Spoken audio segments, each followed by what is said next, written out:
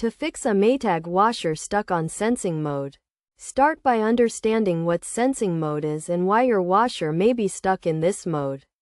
Sensing mode is a feature that allows the washer to detect the size of the load and the type of fabric to determine the optimal wash cycle. If your washer is stuck in this mode, it may be due to a faulty sensor, incorrect settings, or a software glitch. First, try to reset the washer by unplugging it from the power outlet and plugging it back in. This will restart the washer and may resolve the issue. If the problem persists, check the user manual to ensure that you have selected the correct wash cycle and settings for the type of load you are washing. Next, check the washer's sensors to ensure they are clean and free of debris. Dirty sensors can cause the washer to malfunction and get stuck in sensing mode.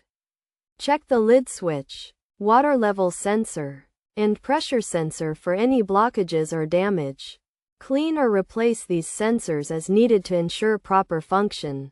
If the issue is not resolved, try running a diagnostic test on the washer. This test will help identify any software or hardware issues that may be causing the problem. To run the diagnostic test, select the diagnostic mode on the washer's control panel and follow the on-screen instructions.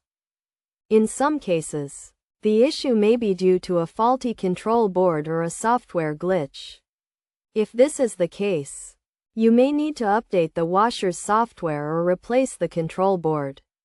Contact a Maytag authorized service provider for assistance with this step, to prevent your washer from getting stuck in sensing mode in the future.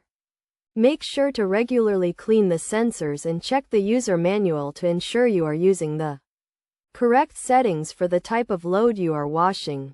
Additionally, run regular diagnostic tests to identify any potential issues before they become major problems.